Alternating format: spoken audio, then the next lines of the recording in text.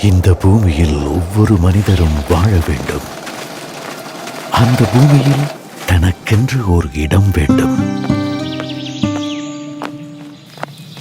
இங்க வாங்க பிள்ளைகளா, எங்களுக்கு இந்த பூமியில உரிமை சொந்தமாவே கிடைச்சிருக்கு பிள்ளைகளா.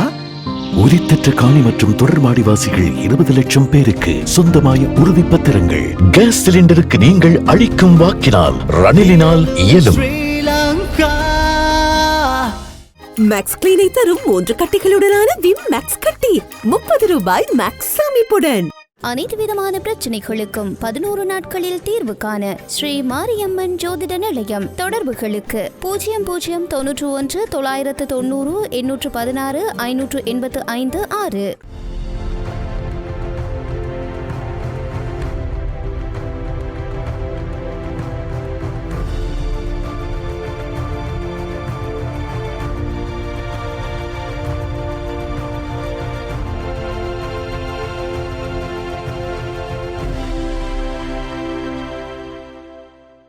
வணக்கம். இது ஐபிசி தமிழின் செய்தி வீச்சு. இன்றைய செய்தி வீச்சில் இலங்கையின் தேர்தல் நிலவரங்கள் முன்னிலையாக வருகின்றன. இலங்கை தீவில் அடிக்கடி தேர்தல்கள் வந்தால் எங்கள் முற்றத்திலும் கொஞ்சம் நல்வாய்ப்பு பொழியுமே என சாமானியர்கள் நினைக்கும் அளவுக்கு ஸ்ரீலங்கா முதன்மை தலைவர் ரணில் விக்ரமசிங்கவின் தாராளமனம் ஆத்தில போற தண்ணி அம்மாகுடி அப்பாகுடி என்ற வகையில் வெளிப்பட்டுக் கொள்கிறது.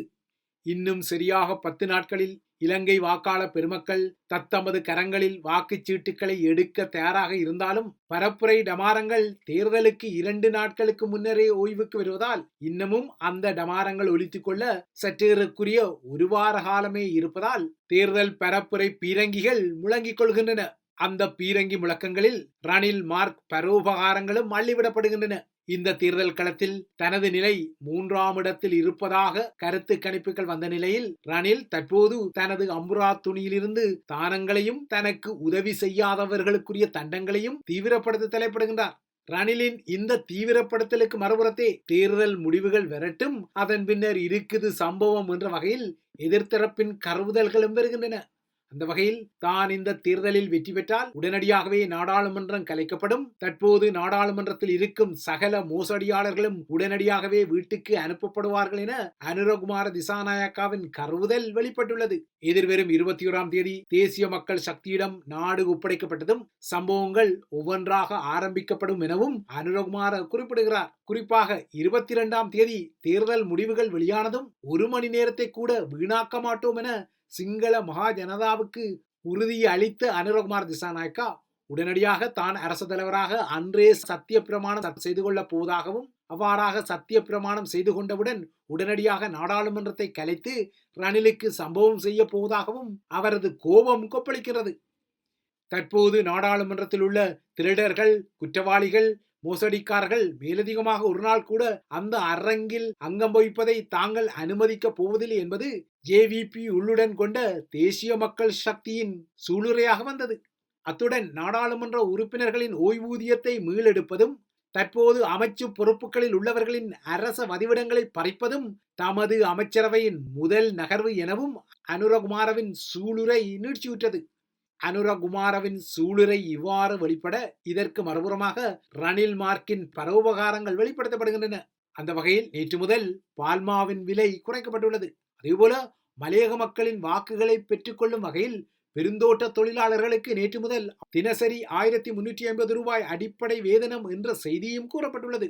இதற்கும் அப்பால் பல்கலைக்கழக மாணவர்களுக்கான மகாபல புலமை பரிசில் கொடுப்பனவும் அவர்களுக்குரிய உதவித்தொகையும் அதிகரிக்கப்படும் எனவும் ரணிலின் அமைச்சரவை பச்சை கொடியொன்றை காட்டியது. ரணில் தரப்பின் இந்த தேர்தல் பரோபகார நகர்வுகள் அனைத்துமே நேற்றைய ஒரே நாளில் வெளிப்பட்டன. மறுபுறத்தே இந்த தேர்தல் களத்தில் தனக்கு உதவி செய்ய மறுக்கும் இராஜாங்க அமைச்சர்களுக்கும் அவர் தண்டங்களை விதித்து அதிரடியாக அவர்களிடமிருந்து பொறுப்புகளை கடாசி வருகிறார். அந்த வகையில் நேற்று கடாசப்பட்ட 5 இராஜாங்க அமைச்சர்களுடன் சேர்த்து கடந்த ஒரு வாரத்தில் மட்டும் 9 இராஜாங்க அமைச்சர்களின் பதவி ரணிலால் கடாசப்பட்டுள்ளது. நிறைவேற்று அதிகாரம் தனக்கு வழங்கும் தண்டக்கோலின் அடிப்படையில் தனக்கு உதவி செய்ய மறுத்த இராஜாங்க அமைச்சர்களின் பொறுப்புகளை ரணில் பறித்திருக்கின்றார். இவ்வாறாக பொறுப்பு பறிக்கப்பட்ட முகங்களும் இந்த மடம் இல்லாவிட்டால் சந்தை மடம் என்ற வகையில் அடுத்த அணிக்கு தாவிவிட்டன. அதாவது இதுவரை ரணிலின் அதிகாரம் அடியில் இருந்த இந்த நவ முகங்களும் தற்போது நாமல் எனவும் சஜித் எனவும் இந்த மடம் இல்லாவிட்டால் அந்த மடம் என பறந்துவிட்டன.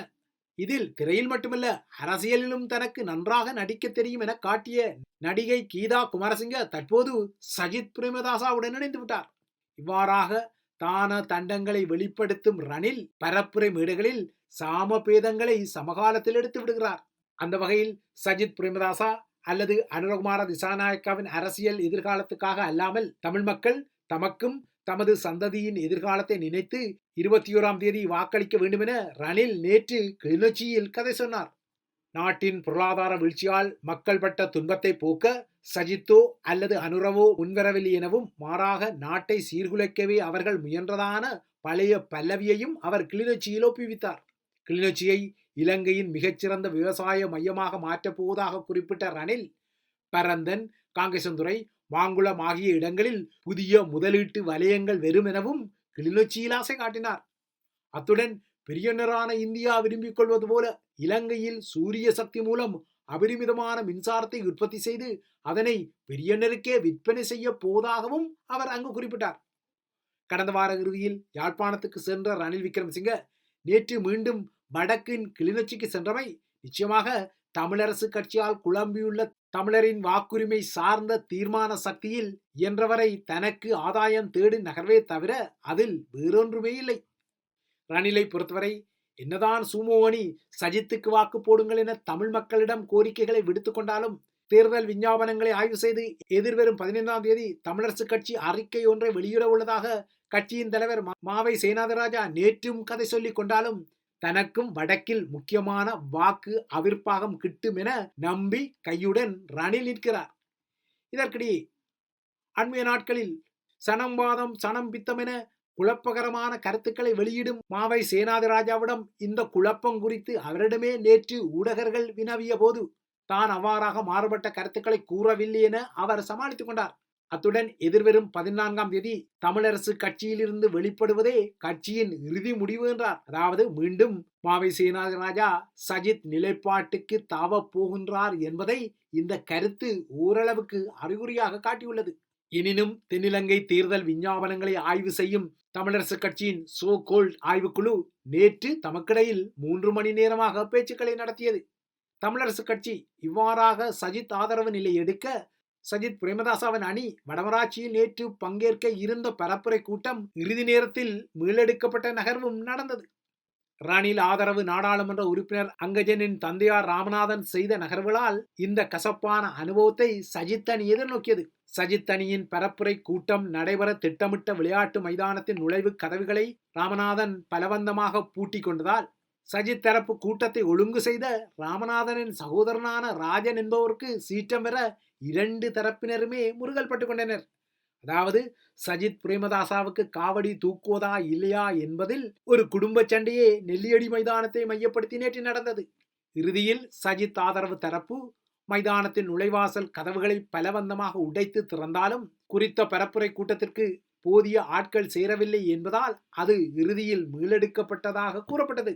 நேற்று வடமராட்சியில் வெளிப்பட்ட இந்த கூத்து தென்னிலங்கை வேட்பாளர்களுக்காக தமிழர் தரப்பு என்னதான் காவடிகளை தூக்கி கொண்டாலும் அந்த காவடி தூக்குதல் நகர்வுகளில் அவ்வாறான காவடி தூக்கு நகர்வுகளில் பிளவு நிலை தொடர்கின்றது என்பதை மீண்டும் ஒருமுறை பகிரங்கப்படுத்தியுள்ளது. இவைதான் ஐபிசி தமிழின் செய்தி வீச்சு. தொடர்ந்தும் ஐபிசி தமிழுடன் இணைந்திருங்கள்.